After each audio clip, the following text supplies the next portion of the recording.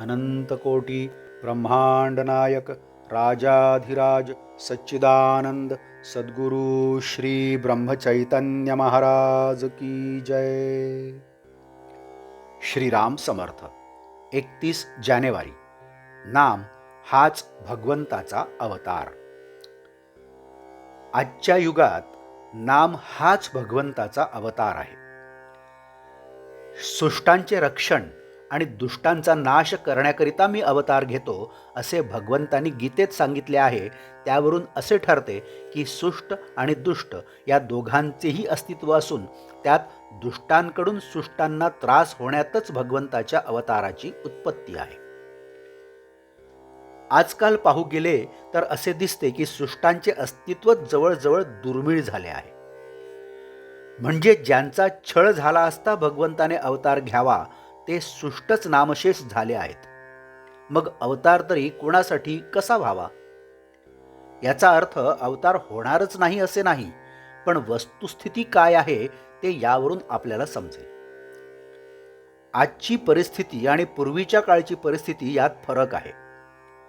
पूर्वी सद्वासना जिवंत होती, पण ती उघडपणे कृतीत आणणे कठीण होते।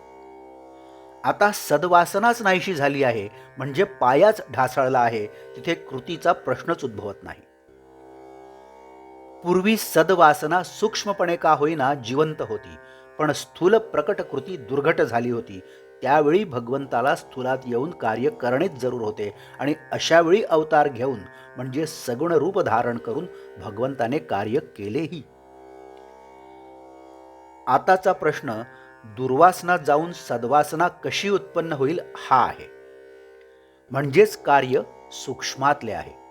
म्हणजे जसा रोग तसे औषध किंवा काट्याने काटा काढावा या न्यायाने उपाय योजना सूक्ष्मातच केली पाहिजे।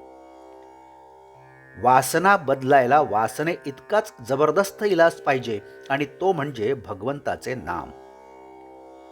चालू परिस्थितीशी झगडून मार्ग काढून देणारा असा जर कोणता अवतार असेल तर तो भगवंताच्या नामाचाच आहे आणि त्याकरिता सर्वांनी भगवंताच्या नामाचा टाहो फोडणेच जरूर आहे। हे कार्य भगवंताने सगुण रूप धारण करून होणे कठीण आहे। ज्या अर्थी कारण सूक्ष्मातले आहे त्या अर्थी त्याला इलाजही सूक्ष्मातला पाहिजे। म्हणून नामावताराची आज गरज आहे। प्रत्येक नामागणिक त्याचा अवतार आहे आणि त्याची कास धरणे म्हणजेच नाम घेणे हे आमचे आजचे मुख्य कर्तव्य आहे। तेवढे केले की नाम आपले अवतार कार्य करून दाखवेल। आपण आपले प्रेम प्रपंचाकडे लावले आहे ते नामाकडे लावावे, म्हणजे नामस्मरणात फार आनंद येईल। मनाला नामाची चटक लागली आणि नामाच्या प्रेमातच मन रंगून गेले म्हणजे जन्म सफल झाला। आजचे बोधवाक्य। नामाने कलीची सत्ता नाहीशी होते, म्हणून नामधारकाला कलीची बाधा नाही। जानकी जीवन स्मरण जय जय राम। नमस्कार। मराठी आणि हिंदीतून रोजची श्री महाराजांची प्रवचने आपण ऐकत आहातच, परंतु कृपया चॅनलला भेट द्या आणि प्लेलिस्ट बघा। मराठी अथवा हिंदी प्रवचने आपण आपल्या सुविधेप्रमाणे सुद्धा ऐकू शकता।